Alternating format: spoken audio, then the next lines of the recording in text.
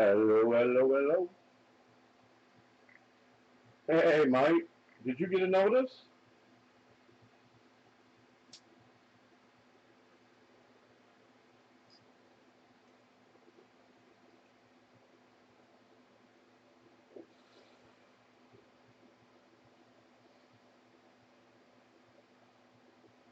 Cool.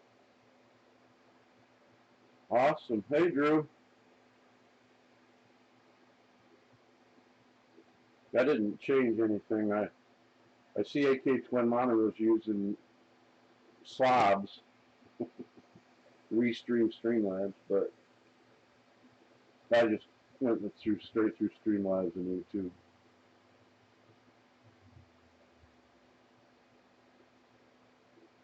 It doesn't matter. I don't have a lot of teeth, so I read it wrong anyway.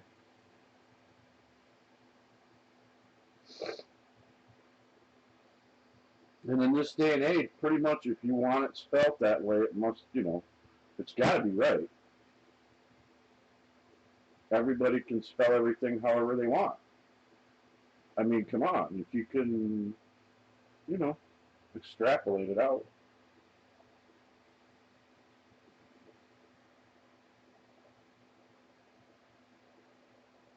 Yeah, Reptar was lazy this morning, so I didn't go live. He hasn't left his hammock all day.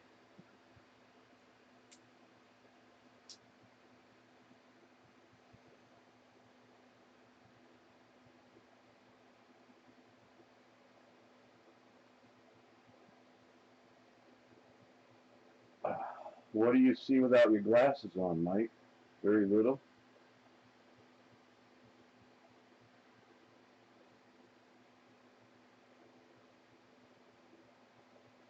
Because I'm like 7 feet away from my 55-inch screen, and its magnification is at 300%. And if I took off my glasses, I couldn't read the chat. Holy shit, boy, I couldn't read the chat.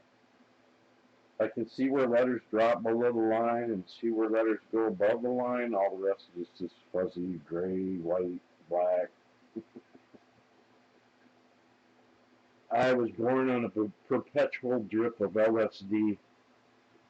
I see what isn't there. I see what is there. I see multiple things that aren't there.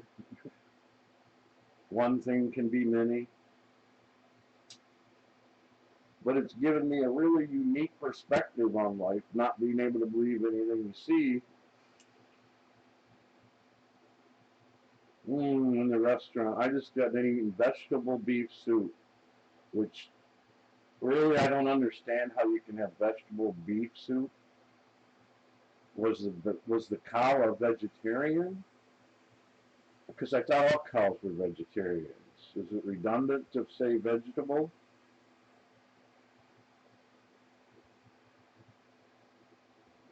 I don't know. It's the big things like that that I have to sit and think about. How you doing, Eric?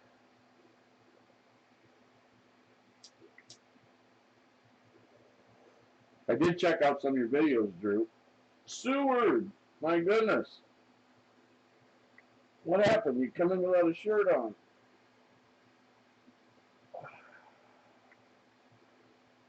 You have to wear a uniform in my chat.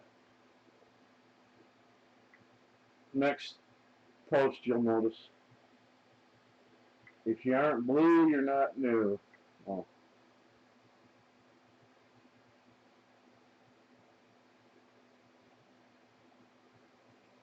I have not noticed a seasonal difference in Reptar in the year I've had him. I guess really the biggest difference is he really goes after live food more than he does dead food. Yeah, I was watching your tortoise eat the other day. He's pretty cool. And Seward, man, you got some nice streams going there. We're the Blue Army, Seward.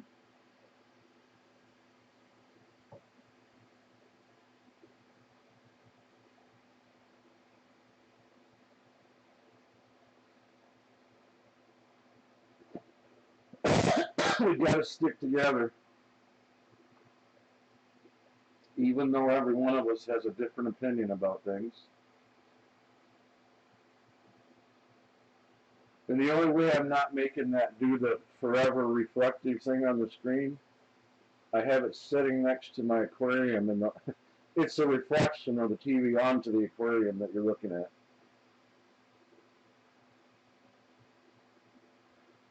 Yeah, it's pretty stress-free. I like it too. When I used to do the really long streams, though, I keep falling back into teaching math or telling stories. And I think it's more of a sleep relief, relaxation for other people, maybe.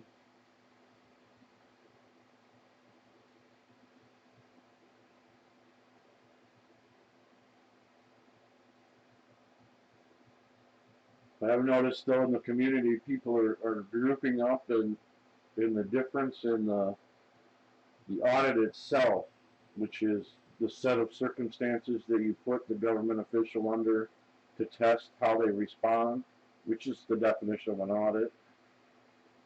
With more people there, it's safer. I just...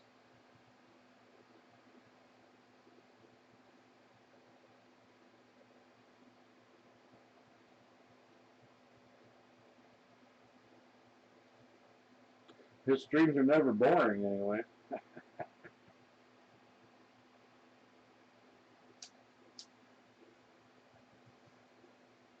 In that group of good old boys.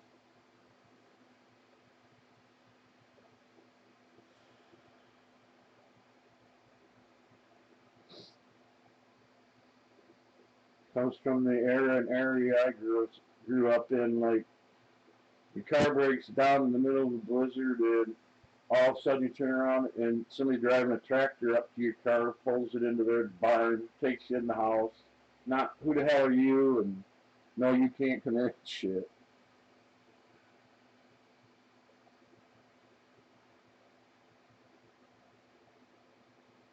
I have the fan turned on low on the one, but I have to have my round fan blowing on my computer. My 8-inch fan burned out. So now I got the side off with the house fan going on it. It overheats. But I've been going live. Usually it's, in the AM for feeding reptar in the mornings. And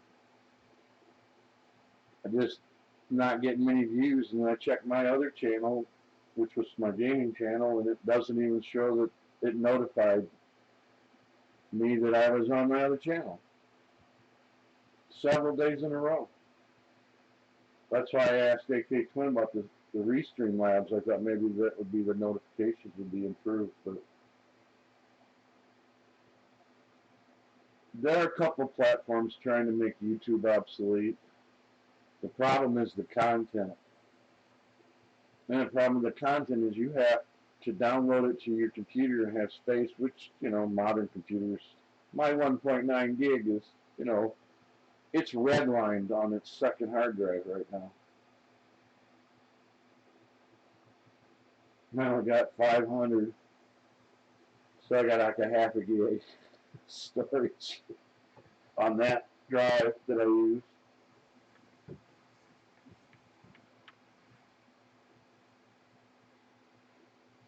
Did the chat just stop? Or?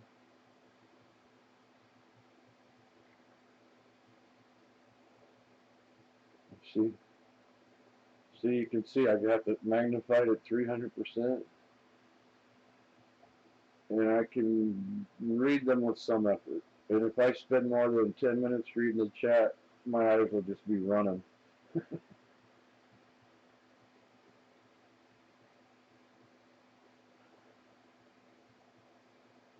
Yeah, there's no emergency here anyway. Just trying to see if people got a notification to it, and man, I really appreciate you coming in. I always hit your lives when I see them, and I check. I refresh my page all the time, then check for my channels to see if they're live. I don't wait for notifications. But you have a good night, Seward. You got your glasses on now? Man, there's not much to see. I know what we can do, I think. No, can't do that.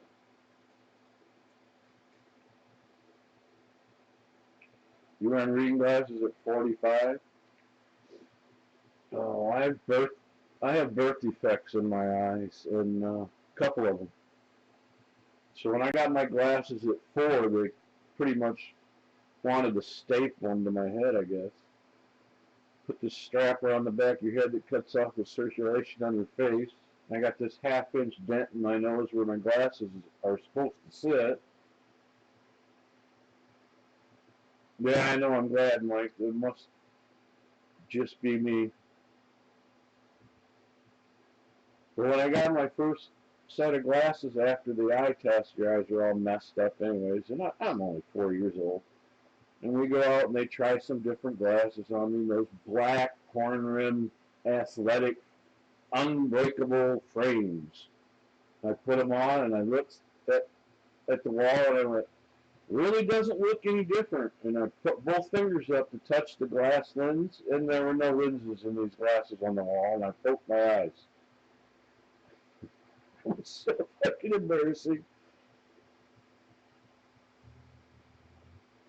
No, it just shows over on the left side when you hit the button that brings up home and watch later and the whole list of your subscribers. And if you refresh, it'll show everybody that's still live right then. It's kind of accurate, but I don't try to look at every one of them on, I got like almost 900 channels now that I subscribe to.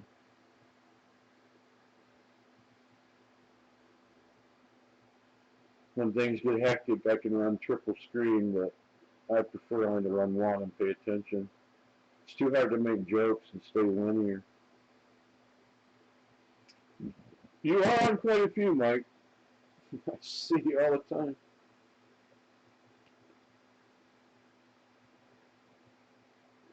I take my glasses off, I have 2100 vision. I put them on, I have, on a good day, 20/60, 20/40. 20/60 in the one eye, 20/40 in the other. Which is still like twice as far. You can see twice as far away things that I can see. I have no depth perception at all, which is really cool when you're driving really fast down the road and there's a light coming, and you don't know if the car is coming at you is on this side of the light or that side of the light. Or since my eyes don't really work together, if I turn my head to the left, I look out of my left eye, and if I turn my head to the right, it switches to the right eye. And I don't see what's in the middle, but my brain fills it all in. And might forget that there's a car across the road because I hadn't seen it, but 600,000 miles and never caused anybody to really get hurt. It's like my eye doctor says when they turned me down at the DMV. Look, cars are really big things. You don't have to really see it clear to know it's a car.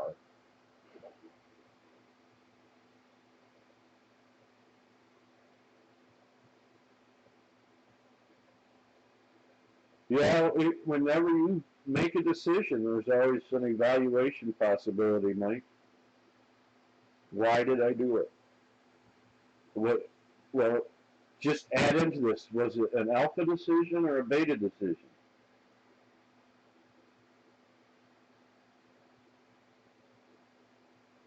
I don't want to get too complicated into the other ones, but most people can tell alpha and beta the different brainwaves. And did you make the decision, or did the electrical impulses in your brain make the decision?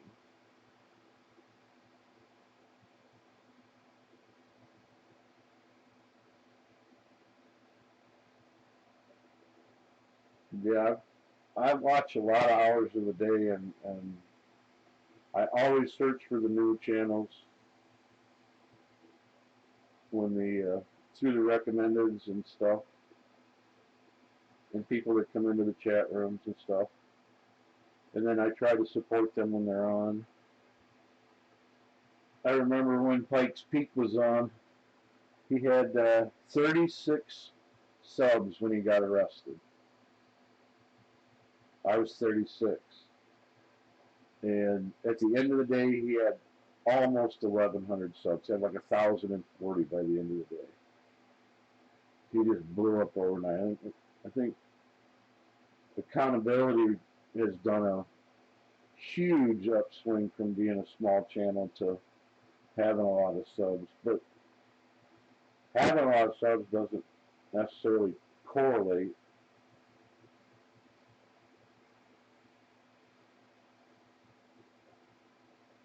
How many are viewing for entertainment? How many are genuinely community? And, you know, how many people just run across it or because it said cops or...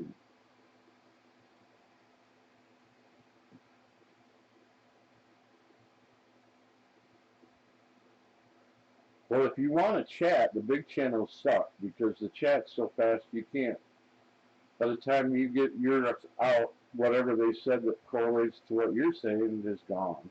So, but yeah, I stop in, I listen if everything's cool. If there's somebody else on, I'll choose the small channel. And I try not to scale how well they do as much as watch the progress that they make in growing.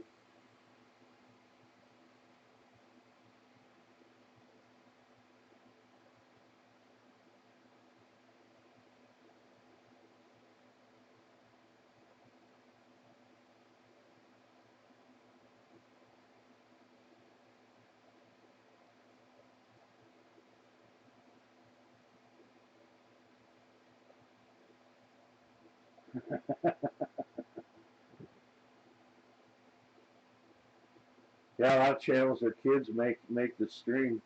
I have a friend in England that does backyard gardening that his kids pile in the room and everybody's happier.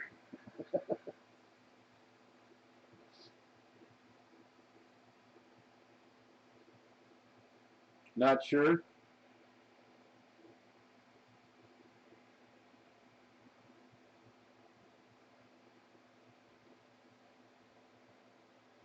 Well, that voice in your head, what makes that voice in your head?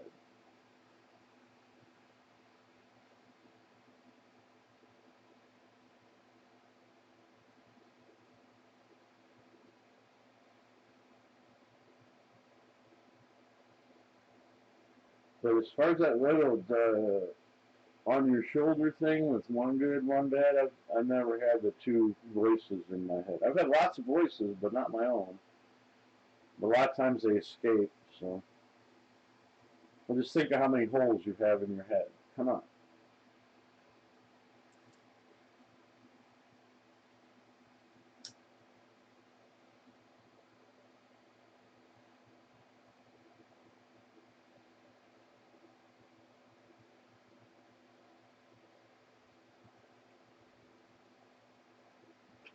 Peachy, right?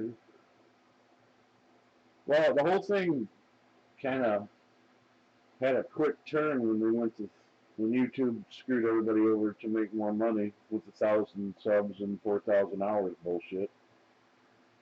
That's kind of threw the whole thing in a weird loop. So yeah, there's a whole new set of parameters you have to figure in, which is if a person doesn't go out there and go to the other channels and get subs, then they gotta hope that one video will go viral. You know, that's a lot of eggs in one basket kind of thing. And then if you do where you go out and, you know, together with other channels that want to all make channels and make money, I don't really realize they figured out how much you make in the end for the platform. But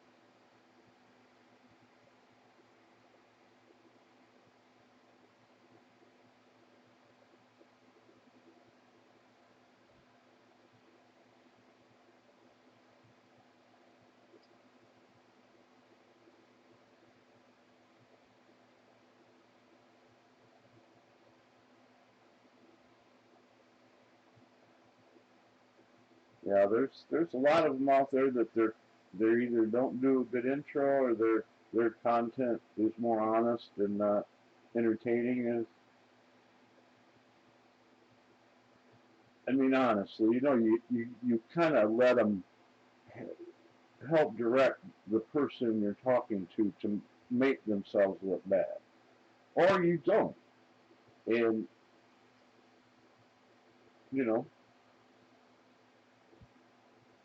people's attention spans are so short. I mean,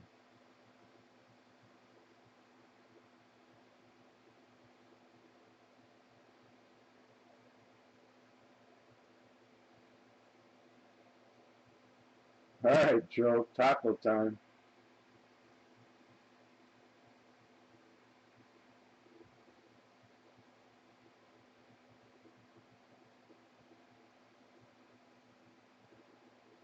Yeah,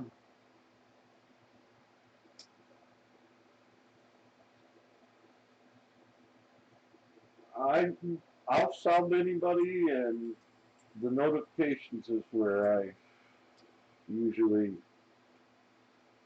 if your content is like, there's some news channels that I get the same news from seven of them, but if the last number 6 and 7 are always number 6 and 7, and it's 5 days late, I'll turn off the notification.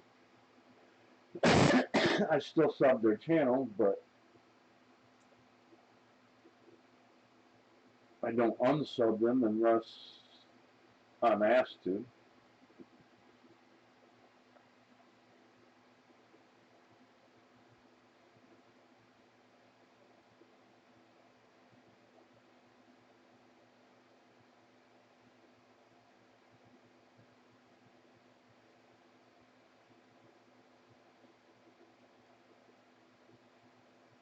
Yeah, I know, Mike. I have my other channel for gaming or auditing, but I've done the one audit of the Secretary of State, and I should revisit because they've changed policy to say it's no longer acceptable.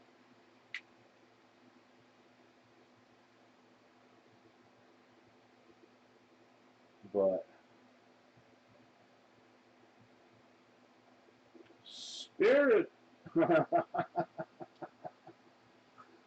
had to wait till the last minute and found me, huh? Yeah, I was watching your Christmas video. Presents every day, man. That would drive me insane trying to figure out a new gift for a person every day.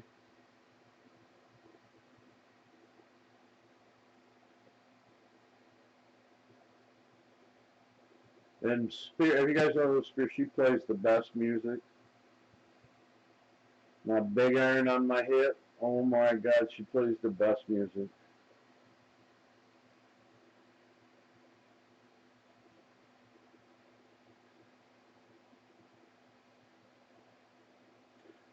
Yeah, you got a base that will expand if you start doing audits and you ask for them to help you. Can afford it. How's the melons?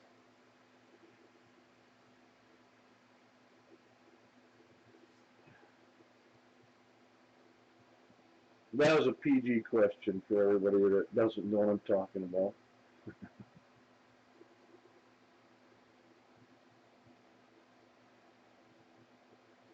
I have stories, Mike, events that occurred to me back before you would even thought about using a camera, but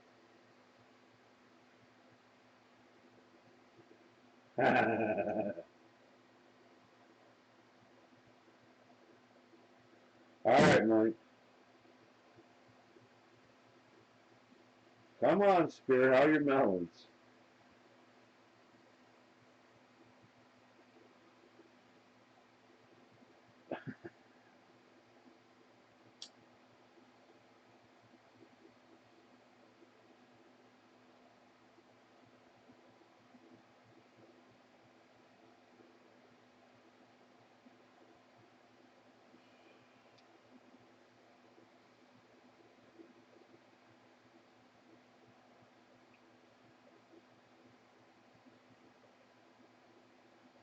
It's like that last trimester there, and they just blossom. You haven't checked in 2 days? You should have got some rain over those 2 days, I'll bet.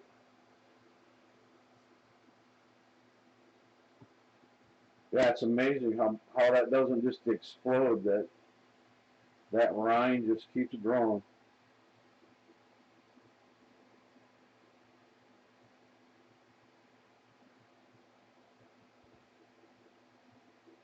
But you're going to have to not make the mistake you made when you cooked the baked potatoes.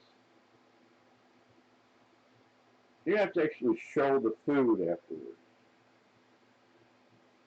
You don't have to let us taste it, but you can at least show it to us.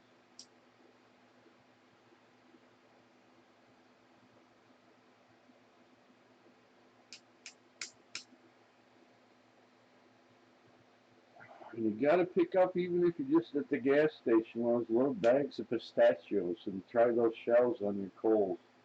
I'm telling you, it's amazing. And you know, I got candy corn. My grandkids were coming over, and my grandson stayed the night the other night. We arrived the other day. So it's definitely fall.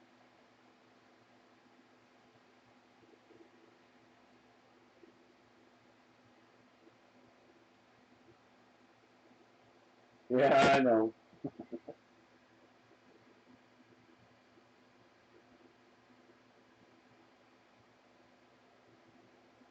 Uh,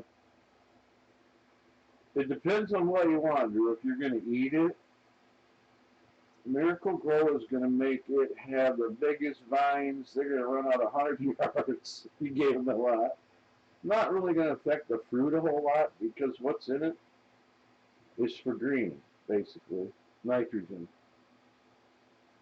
And what you want for fruit is a bunch of potash, which doesn't mean tip your bowl in the soil. It's a whole different thing. They also call it urea, which doesn't sound pleasant. When I worked at the farm market, we had 0045 as far as how they rate fertilizer, which is urea to the max. It's actually the fertilizer they add to the rest to make the bombs with. I know because the friends I have in Ohio, every time they came up north, they would buy everything we had because they blew stumps with it.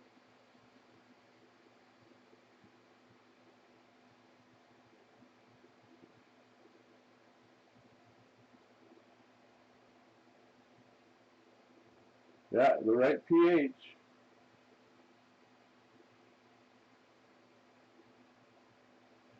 If you really want to splurge, get something organic. Like I said, liquid kelp is amazing.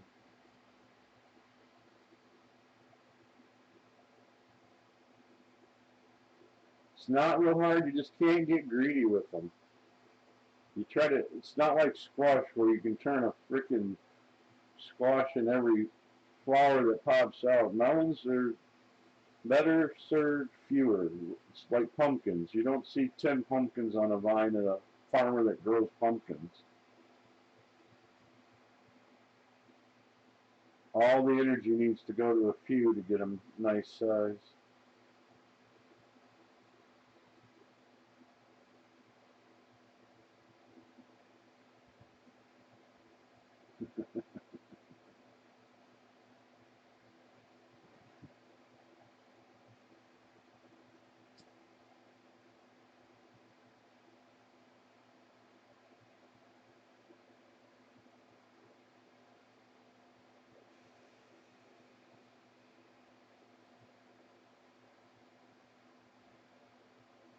Two new watermelons, yeah, you should get like an increase. Maybe get three different sets growing. Where you got these started here, and a little while later these started, and then a little while later. If you separate them out a week or, we don't have a long growing season. And then you'll get your ripe melons. You can harvest a couple, and then you can harvest another week a couple more, and then the last three, and just how you want them. Just trying to grow them for fun and grow as many as you want or whatever. But if you want to grow them to eat, you think about harvest time and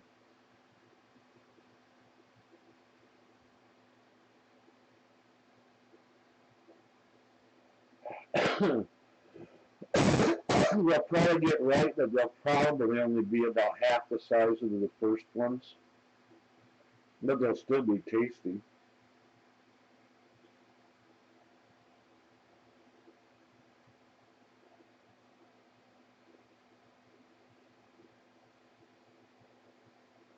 Yeah, somebody was in a room saying their pumpkin got smashed by their mailbox and they had pumpkins the next year. I used to love pumpkin seeds. We'd roast ours with Worcestershire sauce and, of course, sea salt. Yeah, Drew's got a tortoise pets and turtles, and it's got some nice videos of them.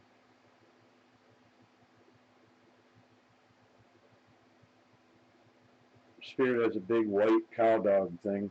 It's a monster.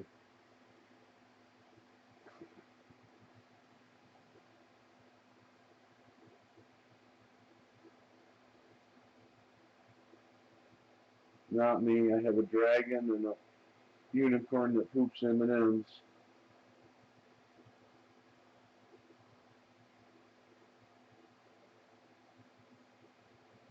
Yeah, the follow year. There are some things you don't want to put in the garden unless you're really serious about too. There's some herbs that'll just overrun everything.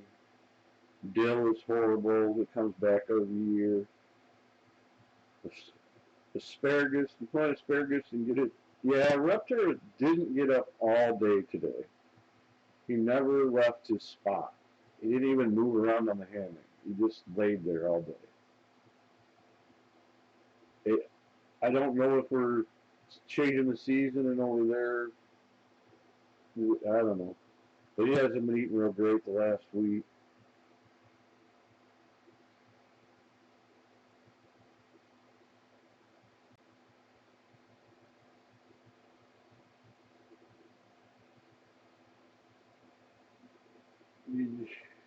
He'll crawl up, lay there with his legs hanging over, and then when he's ready to sleep, he'll get up and crawl up as high as he can get. His nose is probably only about 2 inches from the top of the cage, leaning on the rawhide that's tied to the suction cup.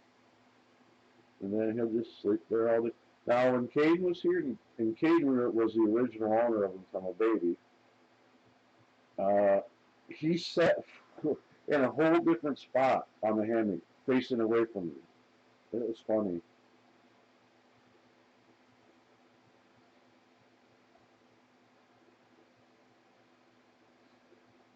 And I told him we'll probably end up with him back before he gets old enough to die.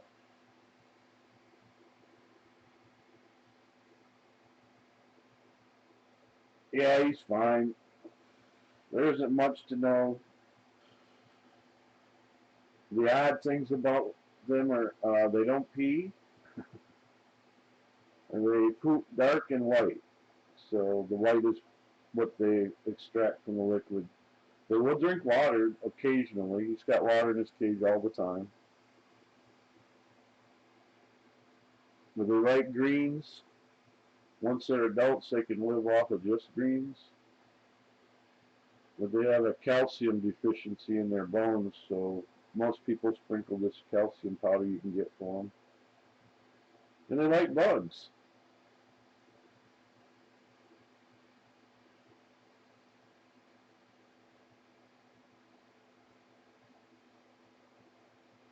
Well, when you consider how small their brain is and what their brain does, the waves it operates in it, they pretty much utilize every bit of it they got. And their instinct is uncanny. It's funny that we override our instinct.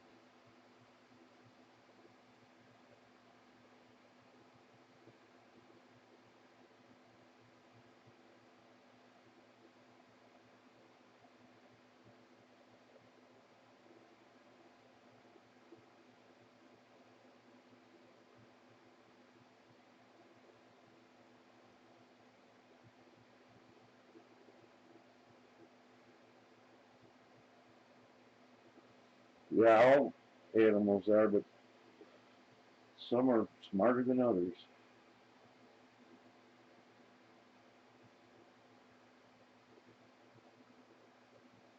I right now he's getting it about once or twice a month.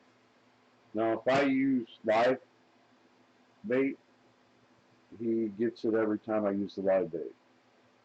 I put it in the box and shake him up and get him all twisted in it.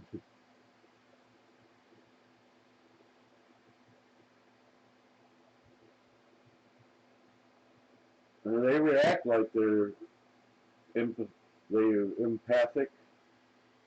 They seem happy when you get home and sad when you leave, and they can tell when you're not happy. Yeah, he's full grown. He may get bigger around, but he's not going to get much longer. He's, I think the last time we measured it was 21 inches. Nothing like my iguana that was 5'8". That was a big lizard. We didn't have him long, but I rescued him, and they had him in a 20-gallon tank. He was folded in half.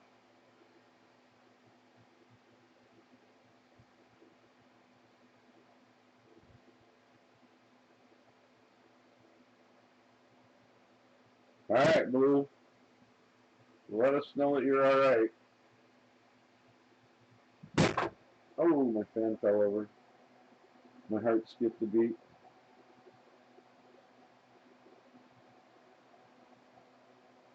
I'm really not happy with the neighbor. We've had a street lamp since I moved in. It's that dull, faded yellow. Looks like it's like 10 watts. And the other night I'm like, why is the trailer next to me light blue instead of like off yellow? And I walked out and it's like floodlight, halogen floodlight now. You can see a big circle out in the cul-de-sac. This thing's so bright.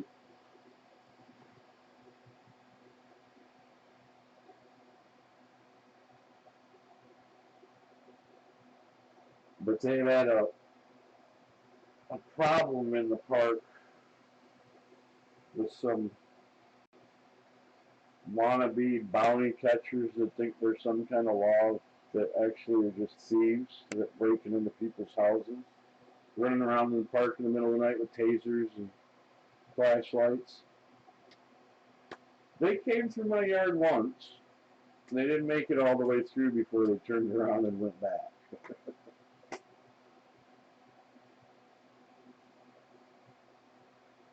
It may only be about 27 to 30 feet between the trailer next to me, but that's my land.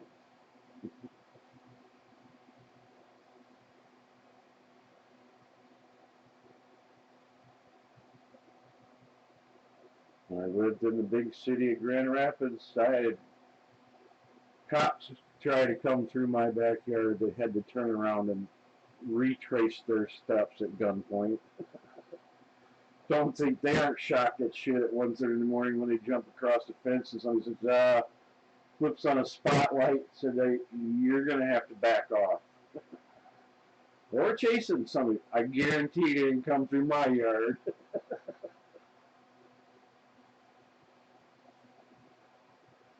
I used to love to sit out half the night on my back roof. You could walk out my window, bedroom window, onto the other half over the kitchen roof. Under my big ass maple tree. God, I love that tree.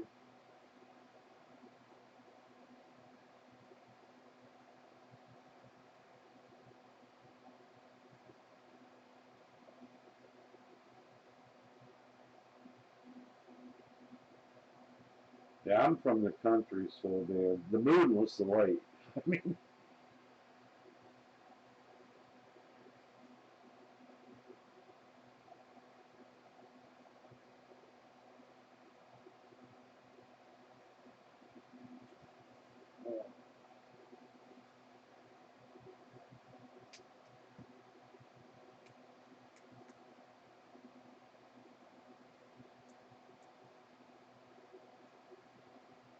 yeah, I live on a short cul-de-sac. There's a house on the corner, the house next to me, and the end of the cul-de-sac with the house on my other side. But it was like dark because that bulb was so dim and old.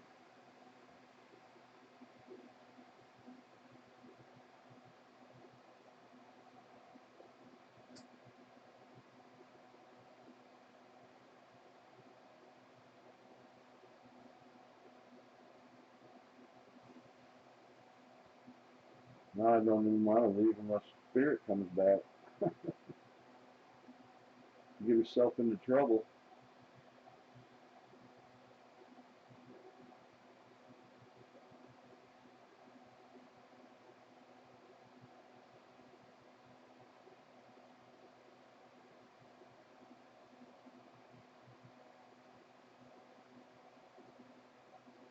Actually, I don't live in the city either. I live in a trailer complex that is in the middle of the oak forest. I'm about a week away from starting to hear clunks on my roof from the acorns. By the time the leaves fall, you can walk out of my yard and it's just crunch, crunch.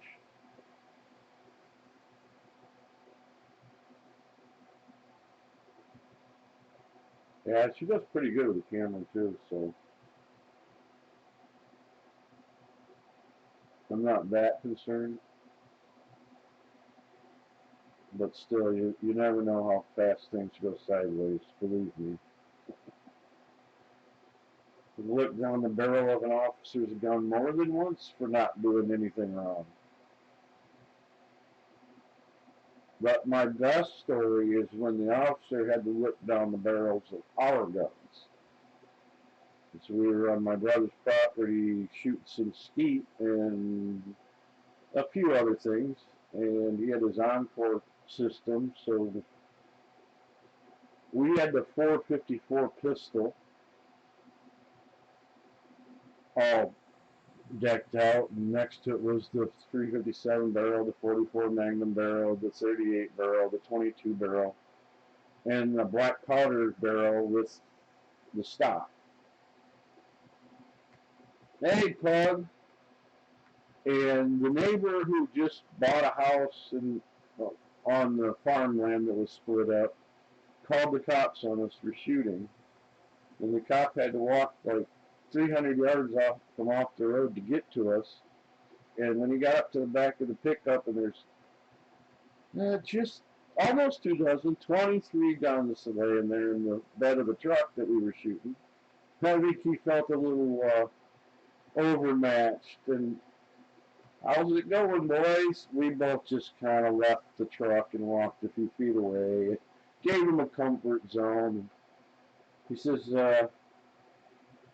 have a problem with you shooting those guns too close to the neighbor's house. He says, it's got to be 150 yards, well, 450 feet, they say, but 150 yards from an occupied dwelling.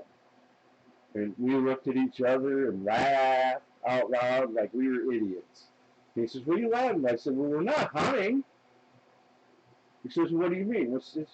So I said, I'm going to go to the truck, open the door, and I'm going to pull out Michigan Lost Hunting Fishing Guidebook. And open it up, and it says, while hunting, you cannot 450 feet from an occupied. Oh, well, what about target shooting? No wrong here. I did not know that, he says.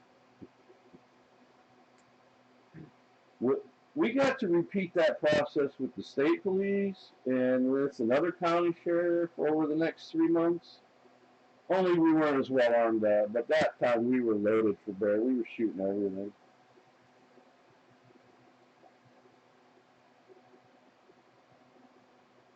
Yeah, okay, Spirit. We were hoping everything was okay.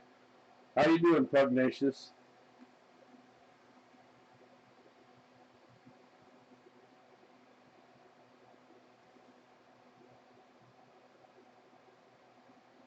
I was just trying to prove myself wrong and go live at night to see if I got the notifications out.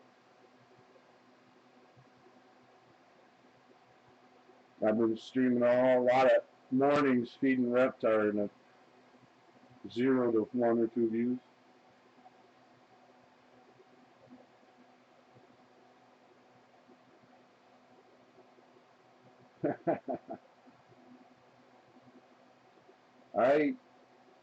When I was younger, I had an encounter with, we call them DNR, Division of Natural Resources in Michigan. And I'd shot a nice 6-point buck, field dressed it, drug it out to the road, put it in the back of the truck, and we were getting ready to leave, and the DNR pulls up. And started spouting off about something about shooting a deer on the road or this or that, because there were people on the dirt road not 300-400 yards from where I shot. And he says, "So whose deer is this?" And I says, "Mine. Are you going to congratulate me?" And I put my hand out because we were 3.5 feet apart. A handshake would have been like a big reach. And he slapped my hand and he said, "No." And 3 guys grabbed me. And they barely stopped me. If they'd have hesitated, even one of them, he'd have been over the back of the front of his vehicle so fast. I lost my tipper so bad. "You don't hit me, son of a bitch." But he had to go through the whole process, check the tag, check my license. Whole time I'm beaming and steaming.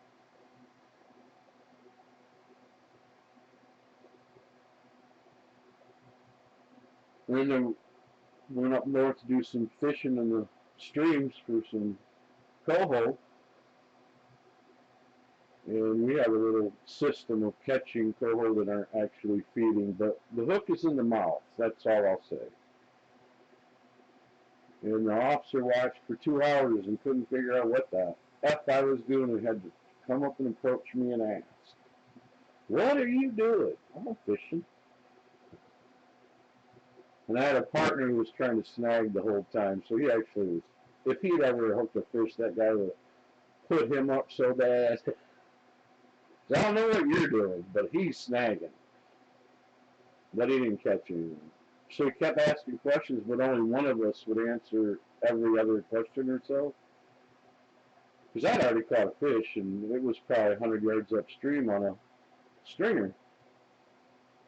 Then he spouts some bullshit about it's a holiday weekend and their forces been quadrupled, and there's people from out of state helping out, and this and that. And yeah, go ahead on your way. He walked.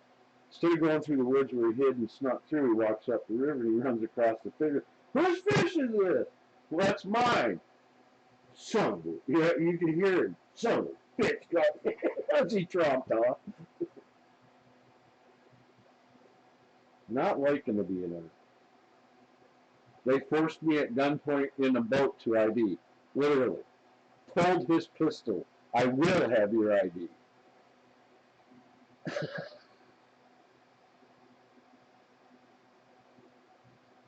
Oh, he got my ID. Oh, he did.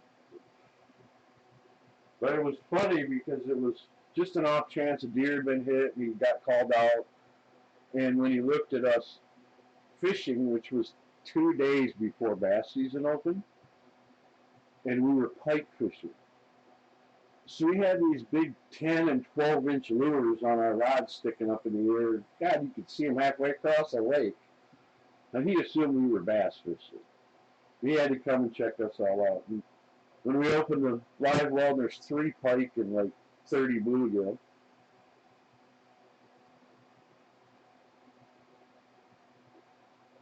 But he still wrote me a ticket because I didn't have a fishing license. Then he said, you can fish all day. We're like, 3 more million and we got our limit. Why do we need to fish all day? We're just going home.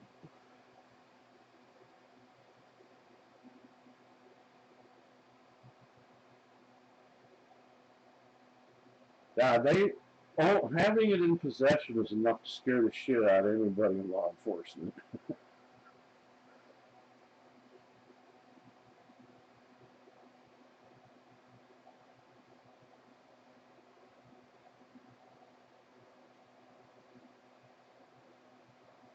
I watched some of those videos from the DNR. Well, the one in Alaska, there was one in Canada, and those officers deal with some rough customers. You got to realize you go out and kill one moose, you got meat for a year if you're living out there in the woods. Not literally, but you get what I'm saying. I mean, we started taking venison just after strawberries ended. When strawberry season ended on the farms, U-Picks closed down, we'd have a barbecue pig roast.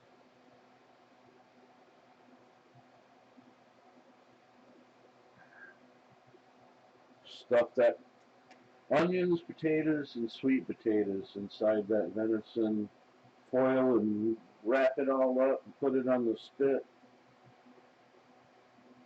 Start to spit. I think we started to spit about 4 a.m. and ate supper at like 6 or 7 the next day, or later that day.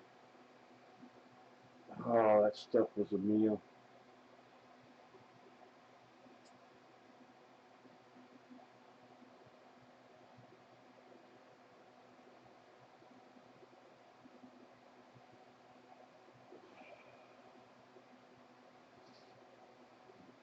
Mm. Well, you can tell them anything you want, but whether it does you any good.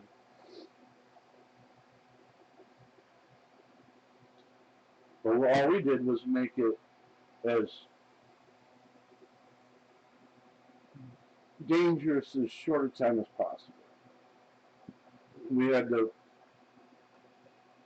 chainsaw, the knives, the cutting table, the wrapping table, and the pulley lift, and the bandsaw, and the grinder, and from the time you drop the knife in to gut it, 45 minutes later, it was in the freezer. If that's what we were doing. It's just 3 people that just work. You just do it. Harvest it, put it away. And like fishing, 5 fish, limit per person was back then. So we'd go in the morning and catch 5 trout each, and then go at night and catch 5 trout each. And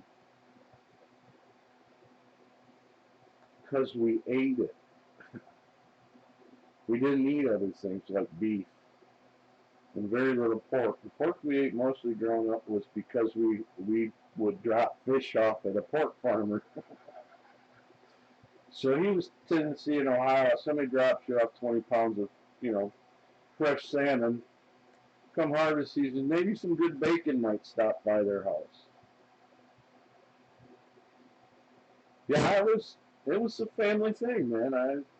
I really think it was important that you realize where what you're eating comes from.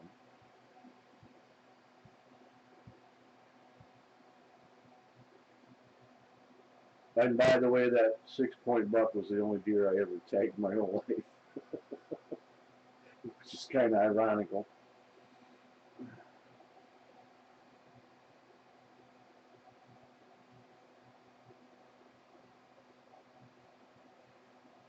But we never wasted.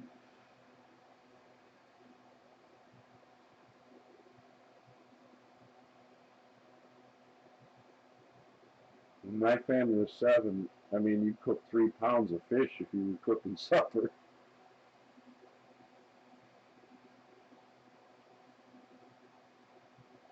My dad tagged a few, and we tagged a few with Mom's tag and my sister's tag, but my tag only got used one time ever.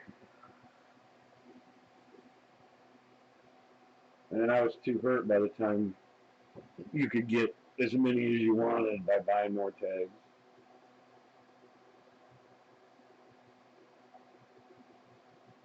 The last few years that I hunted on my brother's property down here, set in a small wet woods, middle of what used to be a cornfield, where it takes like 2 minutes for the deer to get through the whole woods.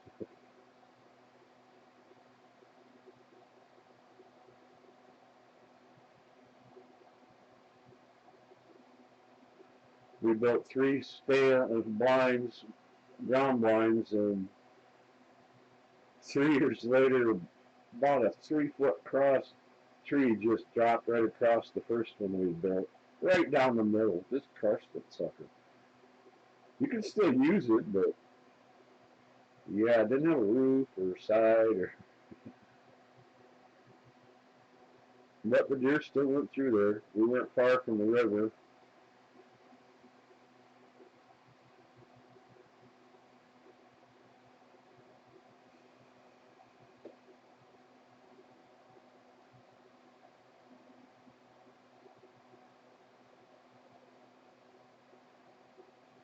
Yeah, but night shining back then was the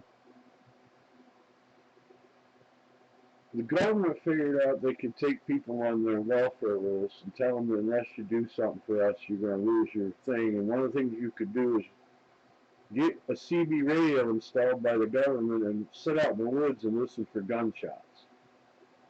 And when the DNR run a biplane up in the air, and they'd just get real high altitude and coast around, and then somebody'd call in and they'd hear a gunshot and they'd come chase you down.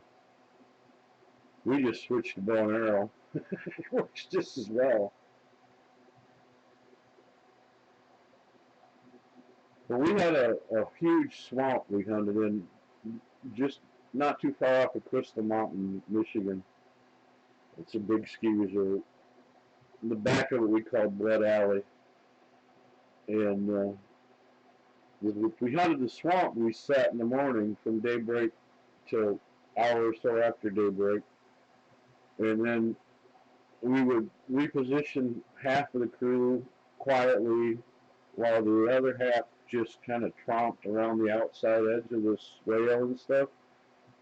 And the deer literally would stay just in front of them where the deer could see them and hear them, but they couldn't see the deer. And they just walk right past you while they're trying to look at the guys walking up behind them. They didn't hoot and holler or make a bunch of noise. They just quietly walked like you were stealth hunting, but without stopping. I put maybe 5 or 6 down that were within 10 feet of me and never knew I was there. But, you know, it's food. It's not sport fishing or sport hunting. But the first one I shot was quite emotional. The first deer I killed really, it was all by myself in the middle of the swamp, and it hit hard. Then I took a life, and it should.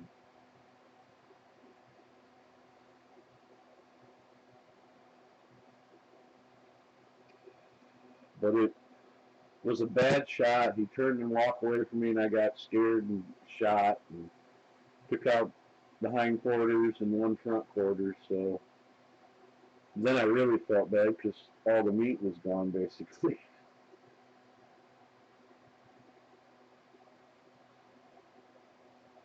Yeah, they will. I mean,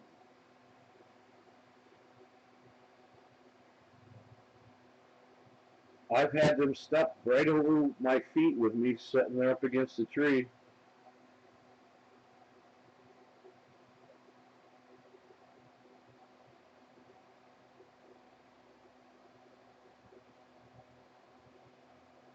And you don't want to fight against the state, not on land.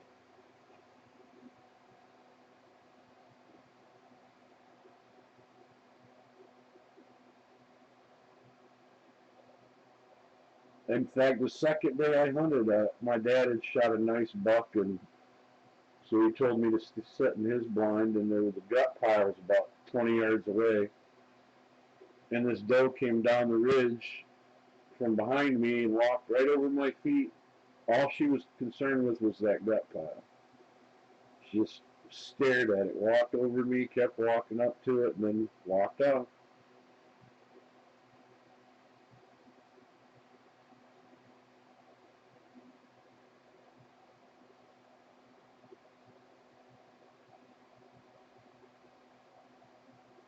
It says tenant right on my deed.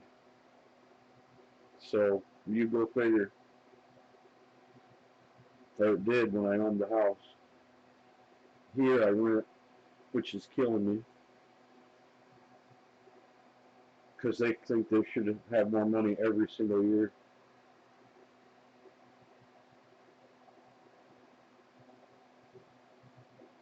Well, the law actually would support you owning your own property, but the government has found a way to make it impossible to. Hey, how's it going?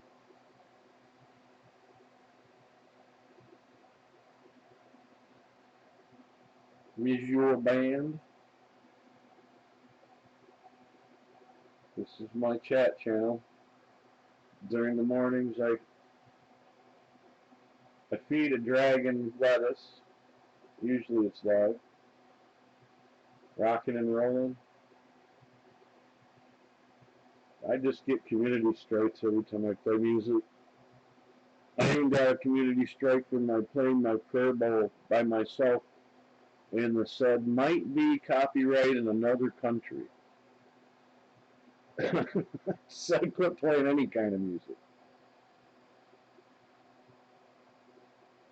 Which I don't understand how the whole you can't trespass my eyes, but you can copyright my ears. I don't get the logic behind it.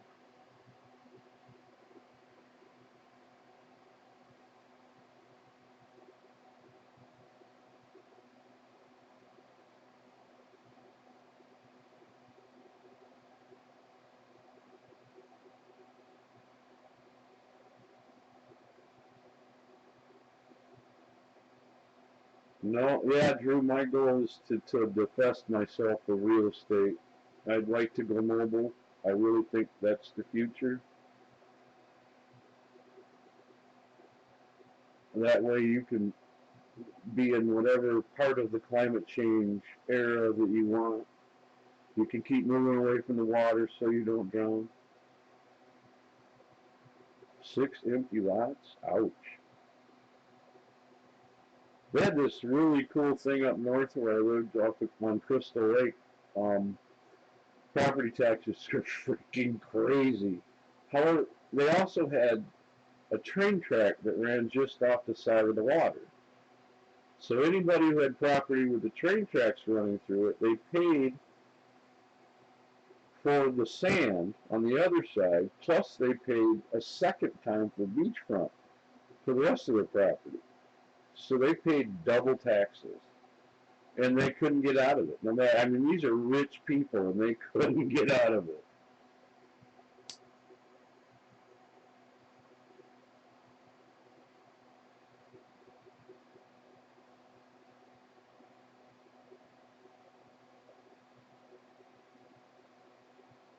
The inevitability of revolution or police state were well documented by our founding fathers. They predicted what was going to happen. They argued over what was going to happen. They did everything they could to write a bill of limitations on the government to take away our natural rights. The object of the government is to resolve conflict, and they don't give a shit about resolving conflict. Why does my government building have to cost $4 million?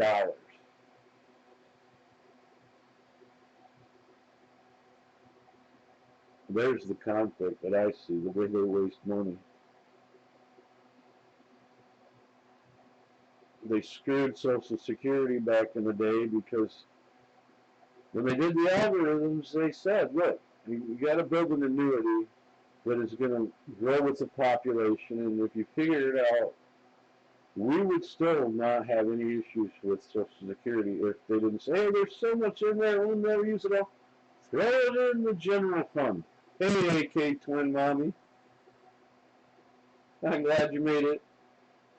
No, I've been going live, but during the day, and it just, people say they aren't getting the notices.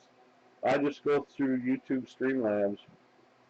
I got a page open that says how to open up the restream, but I thought I'd go on live just to see if anybody got the notices tonight. And I was asking you particularly about Keith Kaiser Industries because I knew Keith Kaiser when I was like a wee little 4 or 5-year-old.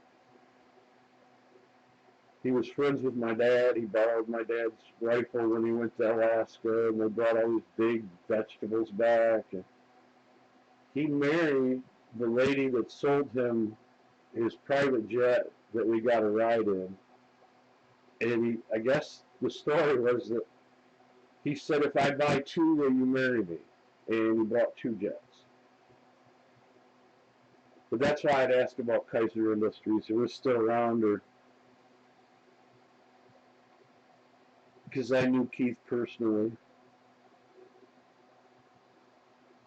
He did a really cool thing for us one time when the tornado hit our house. He showed up with a sandwich lunch bag, like, you know, kids take their lunch to school in.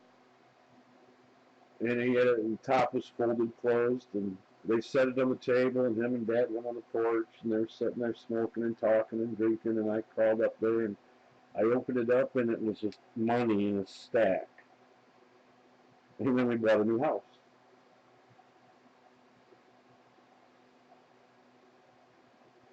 But that was like the last time I ever saw him. I'd only met him like 3 times. But he was all about Alaska. Did you wake up with a hangover this morning, 20?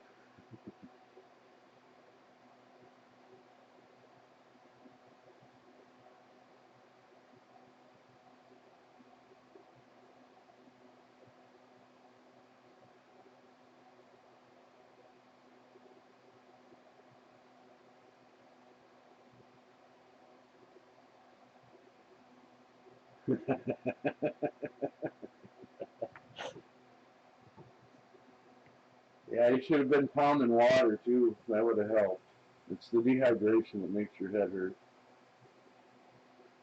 Or impure liquor.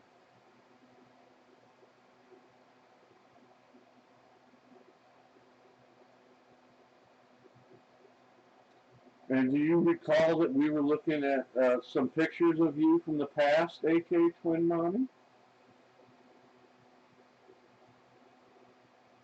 It's cool. Usually the bathroom floor, you lay your face on it, it's so cool. You're like, I never want to leave you. I'm speaking of memories.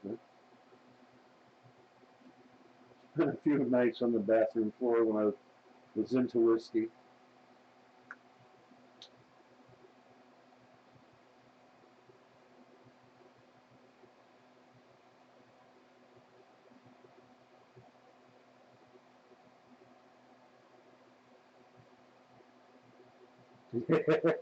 So you did realize we got to see pictures of you passed out from a former existence, right? An earlier period in your life, as young as you are.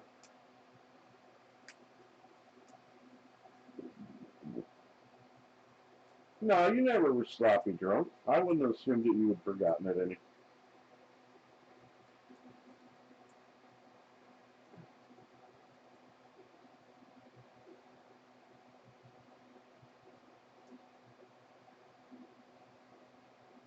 Yeah, the wind knocked me over that night.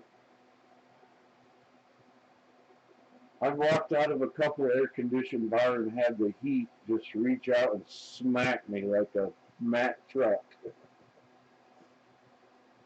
I remember laying behind the bar in the grass and the shade, and First person that walks up to come into the back of the bar is the EMT driver, the ambulance driver. Are you okay, or do I need to go get my truck? I was like, yeah, I'm okay. It just feels good in the shade. So my good buddies, they grabbed me and threw me in the van and drove me to the public beach and dumped me out on the sand and left. Lovely friends.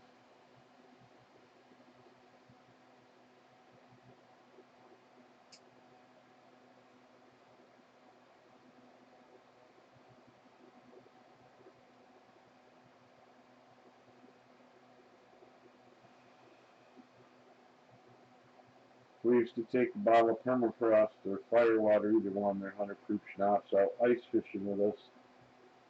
And when you crack a bottle of that at 5 a.m. in the morning, your whole life is great.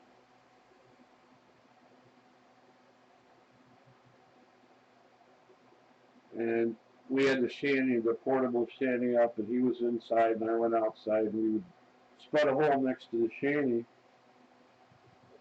only halfway through the ice, and then fill it with water and put the bottle in it just to keep it chilly.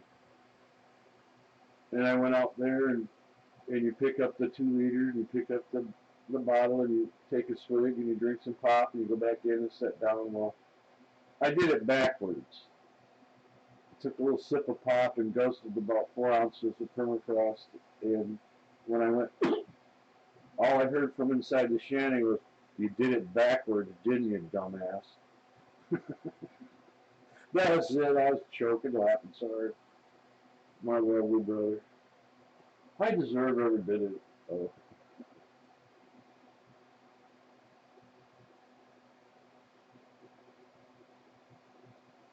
But I don't have that freaky look of the screen because I'm not. You're not looking at the TV.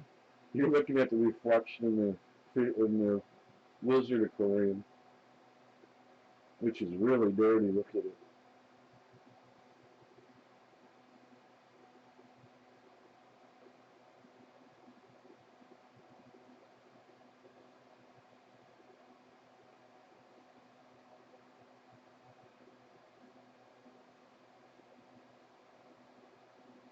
Well, how do you ever know your limit until you've went over it? It's something Dad said I never could figure out. He said, you work as hard as you can until you're going to make a mistake. You can never reason that one out because how are you going to know until you made the mistake you worked as hard as you could?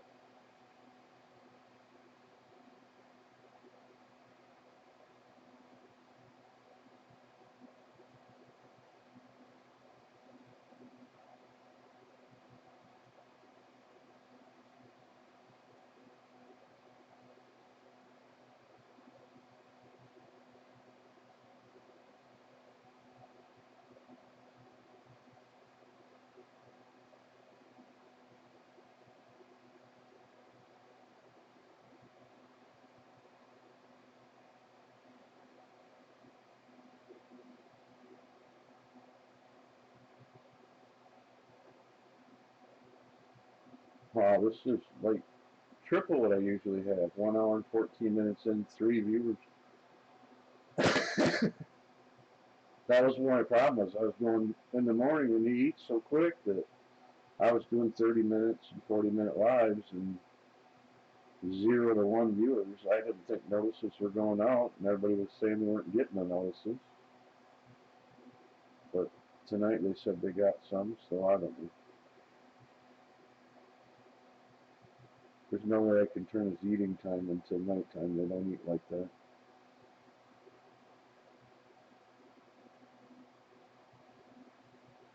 10 years? Let's see. My DUI was January 25th, 2005.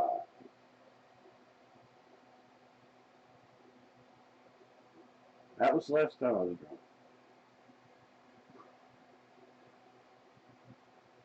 14 years, 14 and a half years. And I didn't say I've had a drink since then.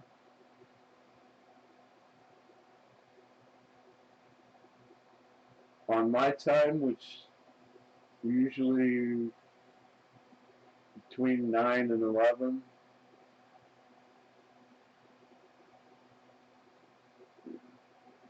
I'm on Michigan time, whichever it is at the point, because it bounces back and forth. We're about to fall backwards, I think.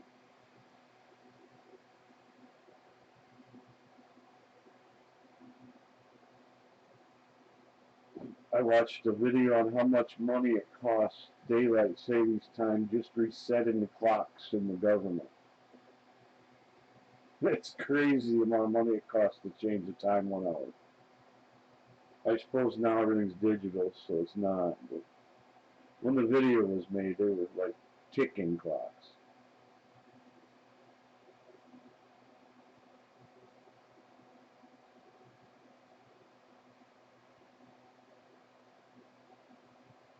But I gotta find some way to stand up long enough tomorrow to clean his cage. I may do a live when I do that in the morning.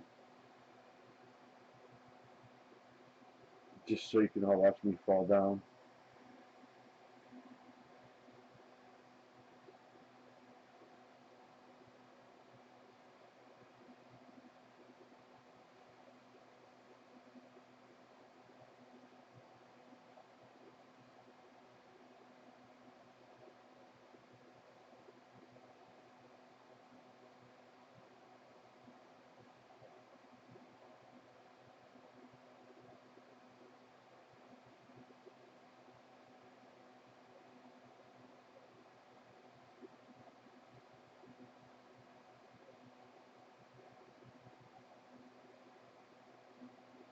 I have one bearded dragon.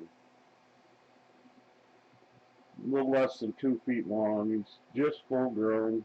A little over a year, almost a year and a half old.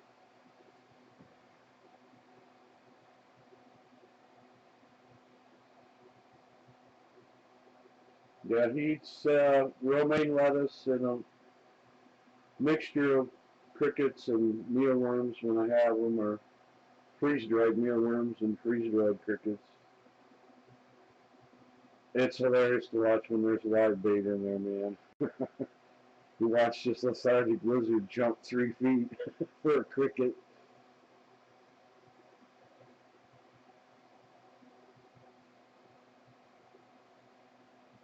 But I have a lot of videos of him eating up on my channel if you want to check them out. I don't, only because I can't chase him down.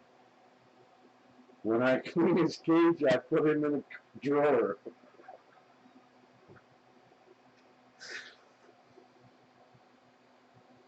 I have a really nice bedroom stand that matches my bed that the cage is sitting on, and I just open the top drawer and drop him in.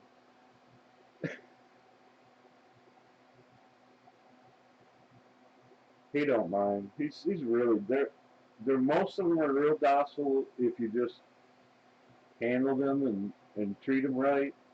He likes to be supported, but his first 6 months were children, young children, and they held him a lot. So he's appreciative when I gently pick him up and support his belly and set him down. I picked him up, put him up close to the camera before, but if I could get around, I definitely had him on a leash and outside, because if he's anything like my iguana, once they're outside, they're like spastic. It's like, oh,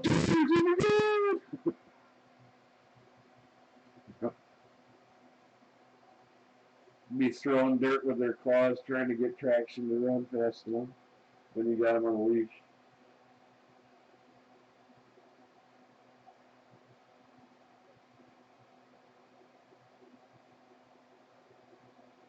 He was nothing like though. My blue and gold macaw never was caged. I didn't have her flight wings clipped or nothing. She rode my shoulder everywhere. There are probably a dozen stores and liquor stores in town that she went in and out of every time I went in. I used to take her to the park on the frisbee course. She knew so well she'd fly from one post to the next and wait for me. Till the one day the pollen was really high, and I found out they don't have sinuses, so You have to really be careful of the pound count because they get sick.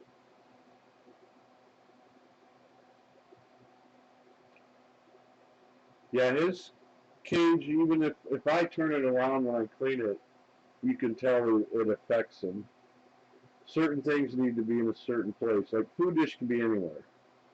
That's not a literal thing. But if I move the hammock over, he's discontent for a week. Or if I try to take out the petrified log, no, he's looking around for it. But he took real well to the skulls that are in there. The goat skull with the horn and the raccoon skull. I got some more skulls coming. Roadhog was nice enough to mail them to me.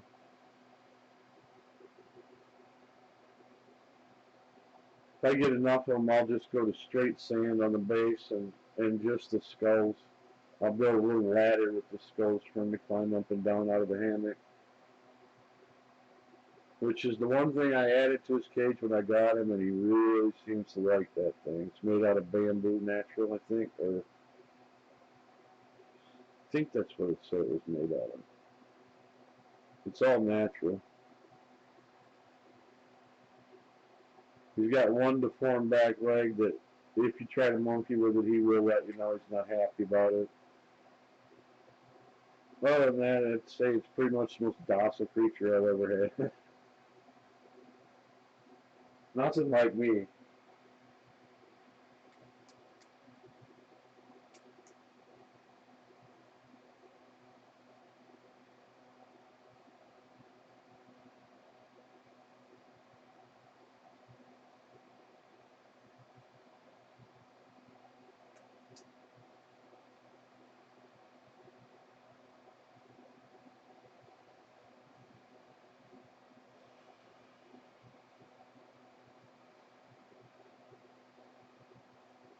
Now, when I feed him, like, I don't run his lights like other people run them off of timers. I don't. That's just not natural. I know that you had 4 minutes difference in the sun going up and down every day or whatever, but he gets his heat lamp at night and daylight during the day. In the winter, it's warm in here, but I run both of them because I don't have to run the fan on the computer. I've got every outlet in here maxed. I don't really dare use any more electricity. The way it's wired, I probably could run all kinds of shit in the rest house and never pay more for the electric bill because actually the meter runs off of whatever uses the most. Whichever breaker uses the most juice. They won't tell you that, but that's how it works.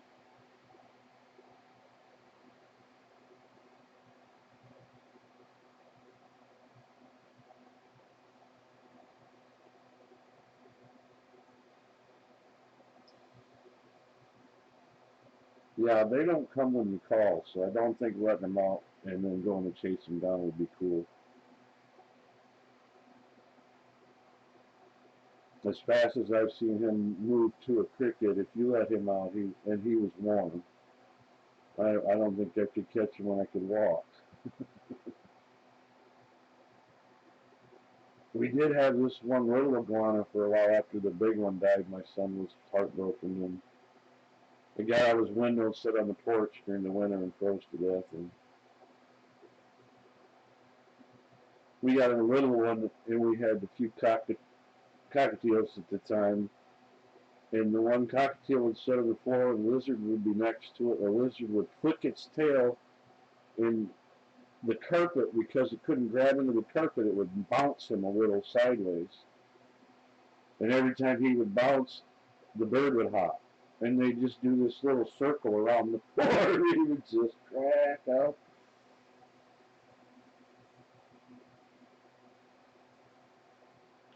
I'm using a really old webcam, like probably 15-year-old webcam.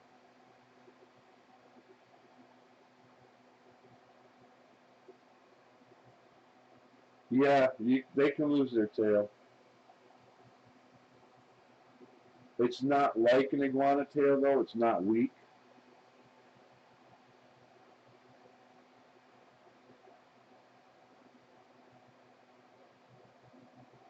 but they will survive losing it.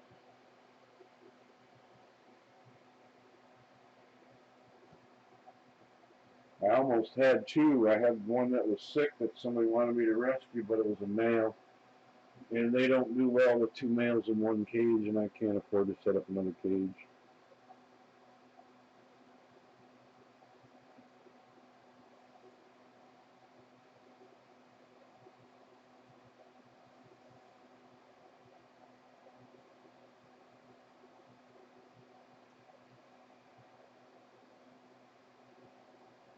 But they're a Australian lizard. They're more, they call it the desert, but it's not dry sand desert. It's got greenery in it, and it's this really pretty red color or orange, whatever. So they usually live in areas not far from water and where there is greenery because they're vegetarian mainly. They're an omnivore, but like I said, an adult, once they're full grown, can survive just off of vegetation. No, the microphone is off of my TV.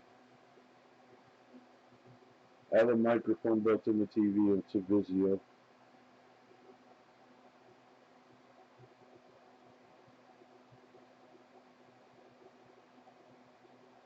That seems to work pretty good.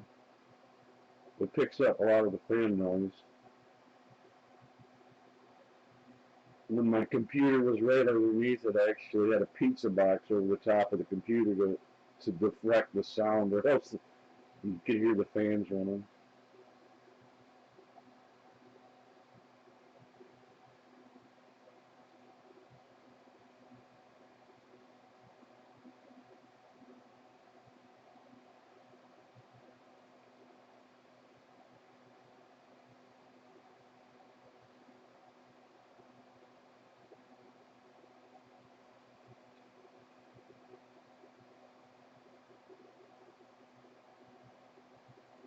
But that runs off of, like, I can put my headset on and the microphone go to my headset, and if I unplug it, it automatically goes back to the TV.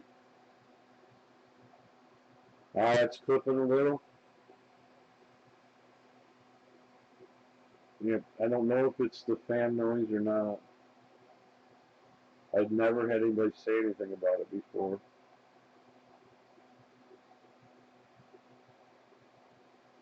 But that's cool. I'll have to figure that out.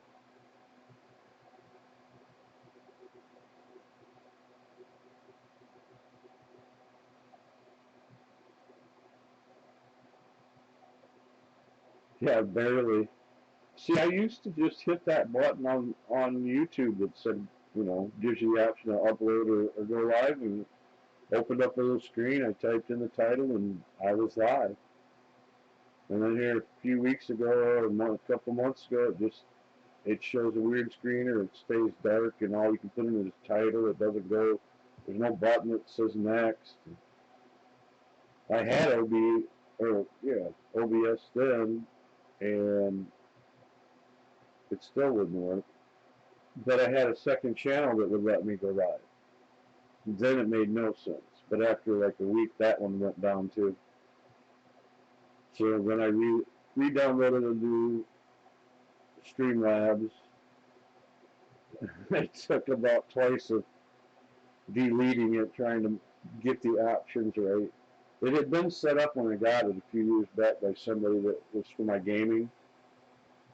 So when I tried to make it just for this, all the adjustments.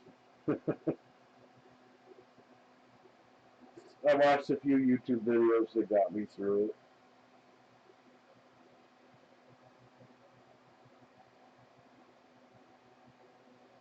Yeah, when I got my S6 phone, you could hit desktop view, and it has the same button to go live on. But when I try to go live, it says this will not work on this device or something like that.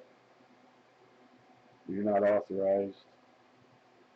And that was kind of just you know, a few weeks before I started having trouble with my TV, and I thought maybe it synced to the phone, and that was it. But I still haven't figured out why YouTube, when I hit go live, does that weird crap. Yeah, this is Streamlabs. I figured out how to get the first box down there, and then the second box for this, and then hit go live. But it still doesn't work for shit, because before, when I went stream with YouTube, basically, if it was a 3-minute video, it was uploaded in, you know, short order on YouTube. But now it takes days. It might be 9 days after I drop a live stream before it actually comes up. I know I can record them. I haven't tried that to see, but they aren't that important. They're not like audits. I'm just streaming like Wizard eating his lunch.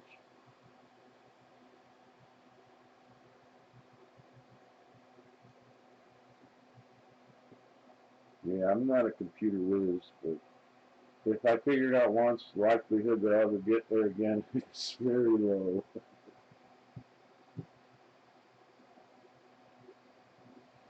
I don't know. It says it's taking, the note below it says it's taking an excessive amount of time to upload your video, and then it'll set their processing for a week and a half. It's 8 days. I can video off my phone, hook it up to the computer, direct charging, and within short order Google Photos will have uploaded it right to my computer, and then I can upload it to YouTube in just a few minutes.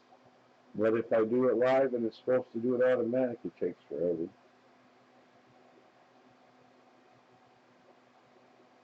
It took 15 minutes to upload.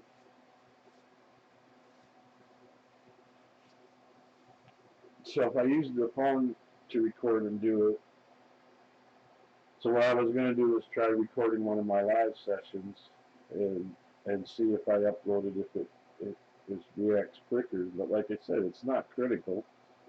They're just lizard videos. I mean, I like to chat, but when there's nobody in, it's hard to. I sit around not talking to anybody for hours of the day, so talking out loud to the TV isn't that hard.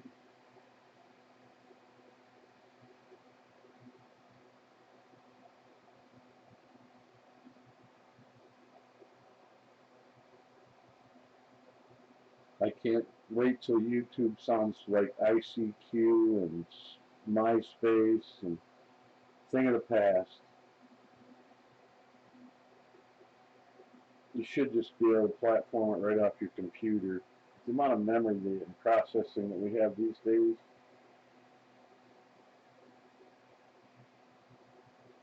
it's just that platform thing to make them all come together. That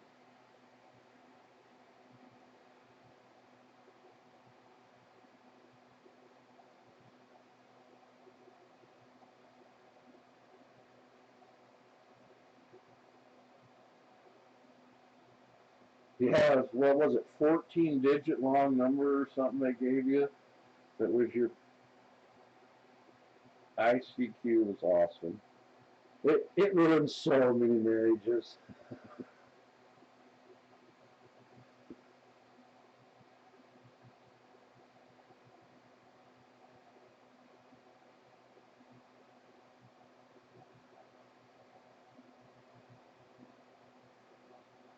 I used it for gaming connections was all. And I never went on MySpace, ever.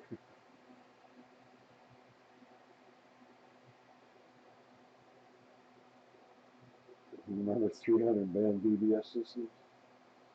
And when I went to college, we went to Computers 101. We used a stack of cards and a number 2 pencil. And we had what was called a cathode ray tube.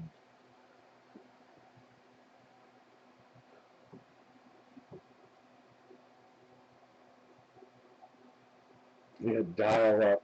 I gotta get a phone call. I gotta go off the internet. Oh, you could have another phone line. And people that had teenage kids, they were stuck because the phone, especially with the girl, the phone's tied up all the time.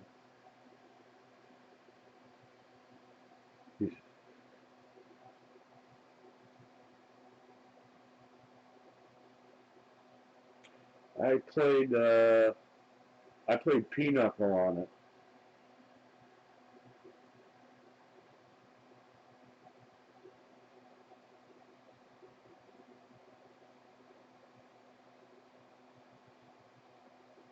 My migraine's coming back. I'm gonna do some more muscle massage and acupressure.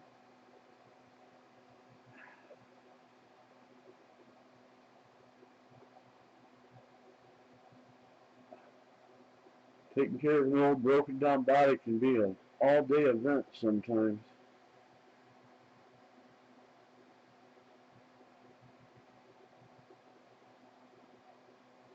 Oh yeah. I wonder how it would have worked if it was back when we had a party line when I was a kid growing up. I wonder how that would have worked to dial up.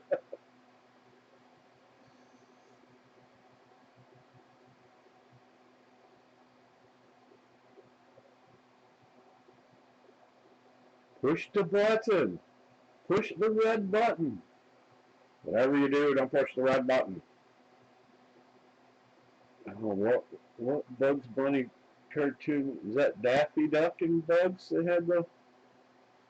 It was Elmer J. Flood and I don't remember the characters, but they had the one where the whole house was out of mood. But don't push the red button.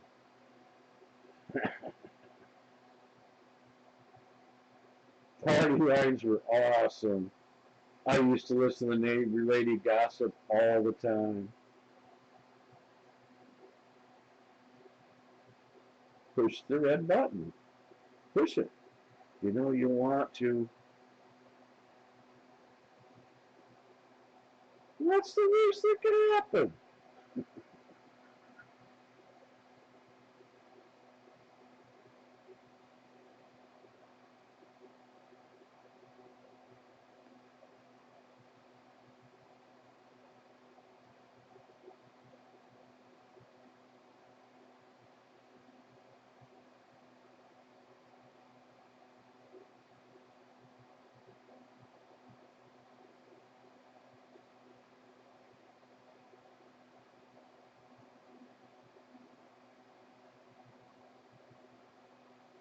Yeah, Wi-Fi distance is weird sometimes. It's like my camera. I bought an extension for the USB port, an 8-foot extension that add to the 6-foot port on the camera. I did it so I could go put it in the window and go outside, and then I realized there's microphones in the TV, and you wouldn't be able to hear me, and I wouldn't be able to see the screen. And now it just lets the grandkids run around without knocking the cord over, tripping over the cord.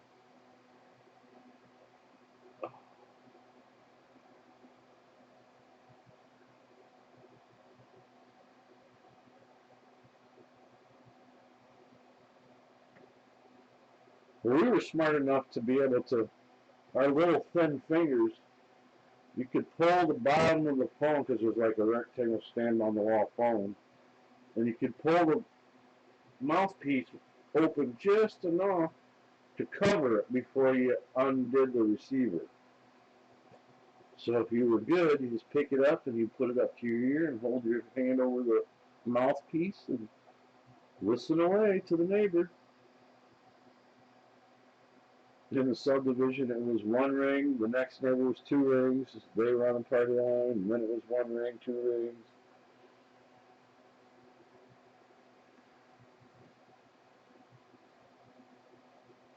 I mean, can you imagine the phone company says, don't answer the phone if it rings twice?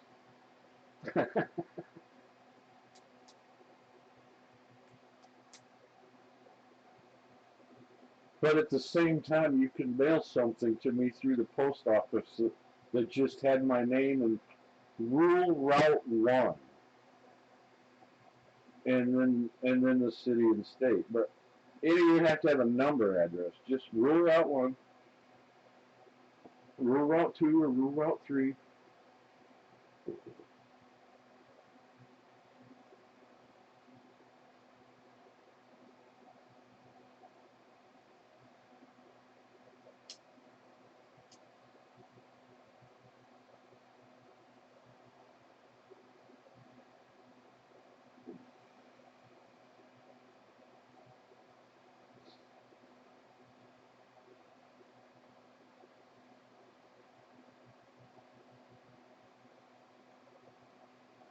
And we were pretty much, we are on our bikes on the subdivision out in the country, and we'd ride our bikes and go, well, she told this about so and so, and well, my mom was talking to so and so. Get all the gossip straight riding our bikes.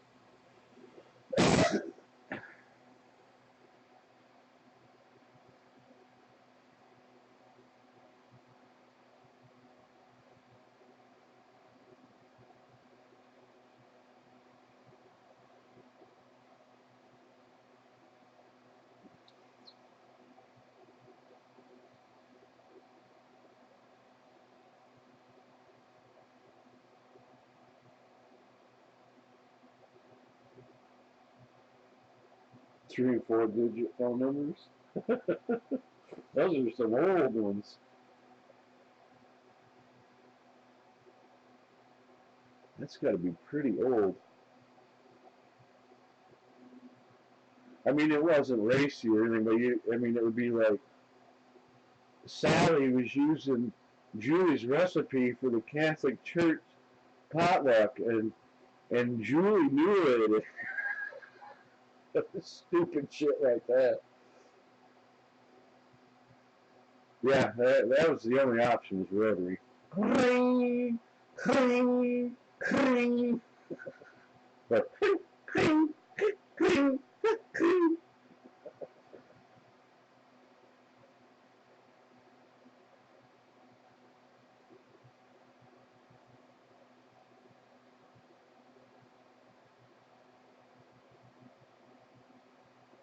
But they were durable. They didn't break very often. There were several times my sister tried to run around the corner with the cord and run out of the cord and end up on her ass. Never broke the cord.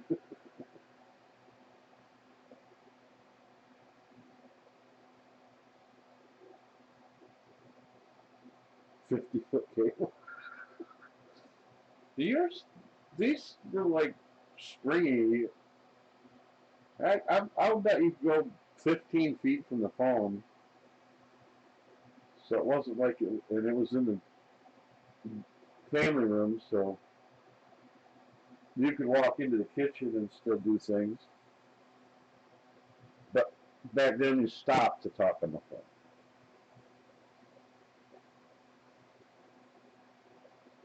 Oh, I know.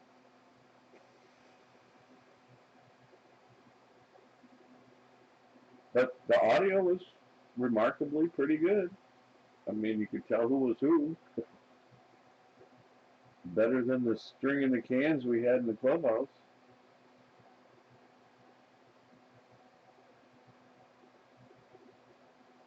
Oh, I just wound up? That'd be crazy.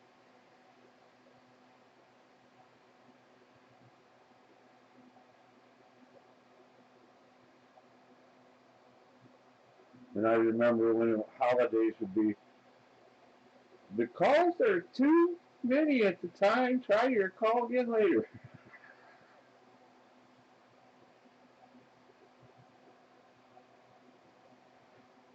Hey, it worked.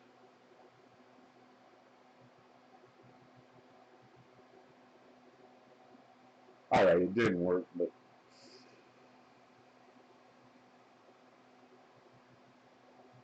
the phone number to the police? Yeah, that wouldn't have been a number my family taught me. We were not police friendly, and we would not call the police to help protect us. It was bad enough having the feds breathe down our necks. Bastards.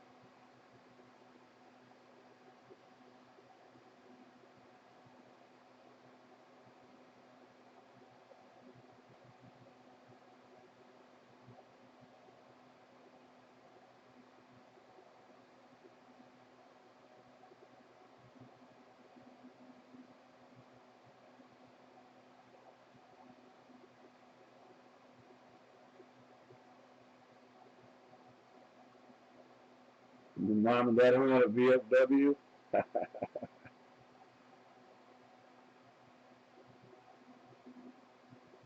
Mom didn't work, but she stayed at home raising 5 kids, which was a freaking career that you certainly didn't want. Not us 5 kids.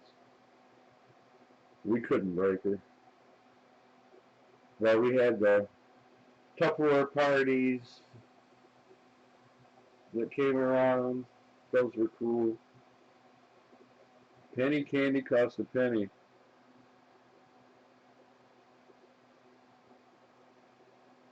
We had a Oxbow Campgrounds, one of those corporate campsites that had a vending machine that we could bicycle about a mile and a half to get candy in the summer.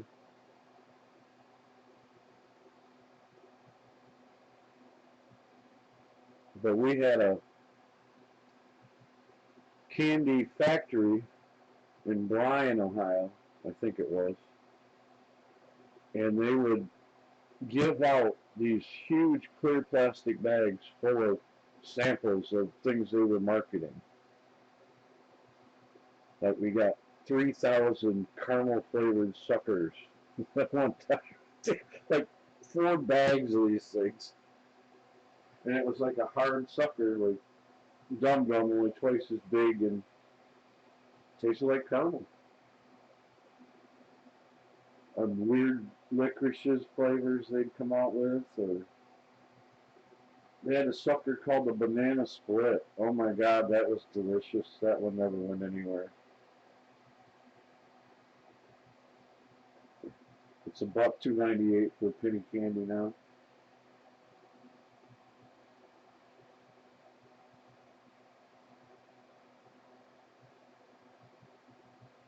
But one of the things that I hear a lot was like, the Hershey bar used to be so big when I was a kid, but now they make them so small.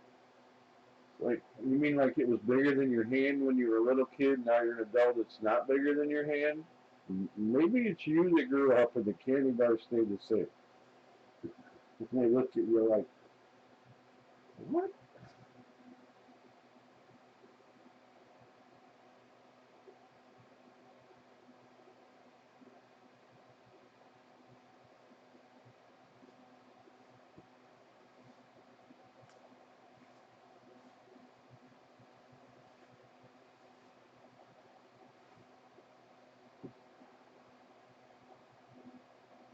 I was trying to remember when I first started buying pop, I think it was 10 cents a bottle. No deposit.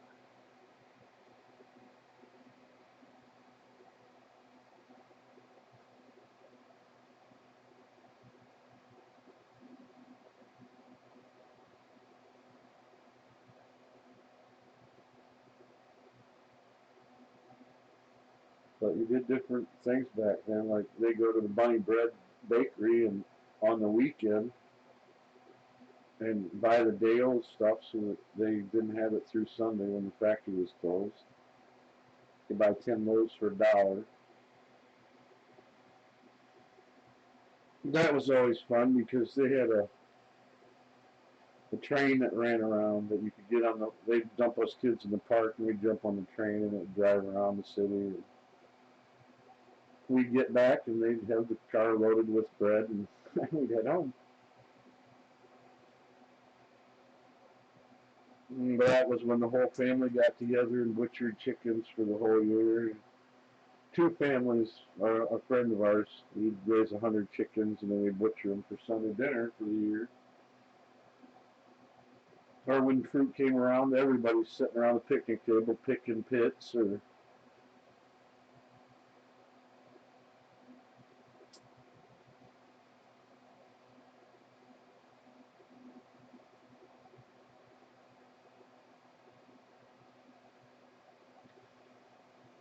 And my goodness, if you've never plucked feathers off a chicken after you dumped it in boiling water, you're just missing out on life.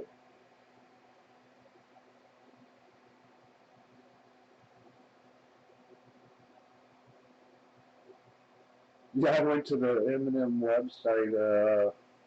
I think it was 2 Christmases ago. I was going to order. You can get them with whatever you want on them. You know, my God, like $30 a pound for M&Ms. Have your own label put on. It's crazy.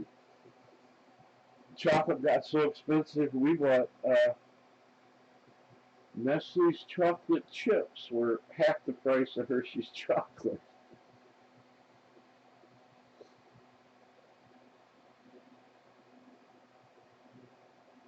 But I remember discovering Baker's chocolate and was not happy. Mom had Baker's chocolate up in the back of the top cupboard in the corner where I had to climb up on the counter and dig through stuff to find it. I took a big old bite. It was like, this is not good. Why would she bother hiding this?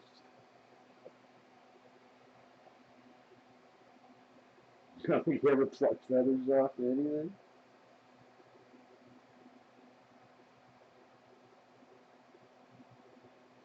Well, you got a lot of adrenaline pumping after they tie the binder twine to their legs and hang them off the side of the truck and cut their head off and they beat their wings till the blood's gone. Yeah, you get your adrenaline's pumping, you dump them in boiling water and just start pulling feathers. Not fun at all.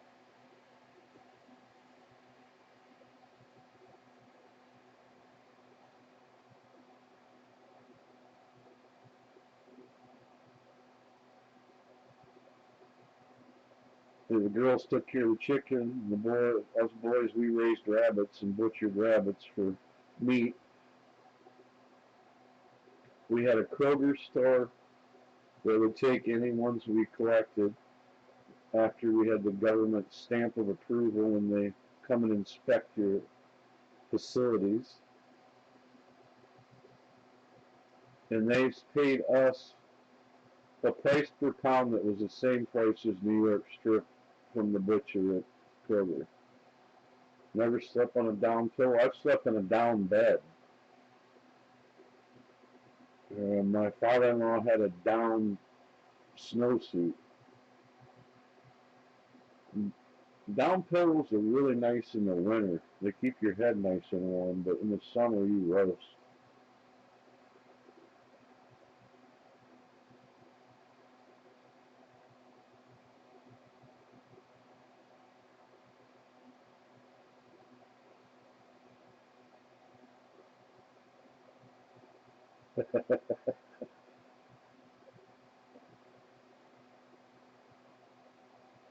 Yeah, you blow a feathered pillow and there's a mess.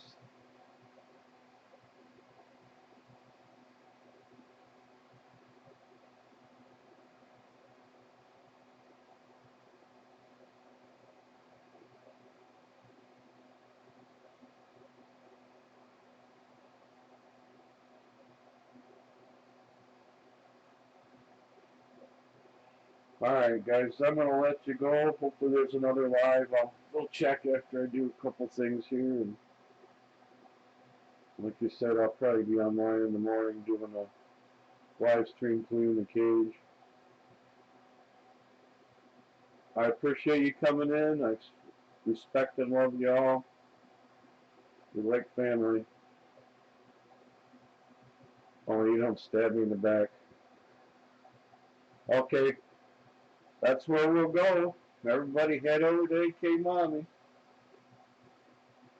We gone.